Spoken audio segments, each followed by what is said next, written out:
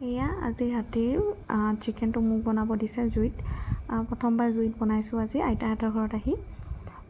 যিহেতু বৰষুণৰ বতৰ, মামীয়ে ক'লে চিকেনটো অকণমান ড্ৰাই ফ্ৰাইকৈ বনোৱা, কিন্তু মোৰ দ্বাৰা ড্ৰাই ফ্ৰাই এইবোৰ নহয় আৰু যেনেকৈ পাৰোঁ তেনেকৈ বনাই দিছোঁ আৰু। বাকী জুইত বনোৱা সোৱাদটো খাবলৈ এটা বহুত ধুনীয়া সোৱাদ হয়, মানে গেছত বনোৱাতকৈ। বাকী আৰু পিঁয়াজখিনি দি দিলোঁ তেলত, তাতে আদা নহৰু মামীয়ে খুন্দি দিছিলে, মানে পটাত পিচি পিনে দিয়া, দি দিলোঁ সেইখিনি লগত। তাৰপাছত আৰু কি বিলাহী দিছিলোঁ, বিলাহীটো দি দিলোঁ। এনেকৈ আৰু আজি খাম আৰু এসাঁজত। তাতে আলু দি দিলোঁ।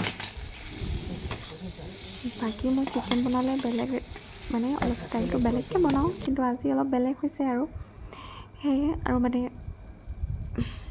কিছুমান মানে কি মোক বনাবলৈ বৰ বেছি যোগাৰ লাগে।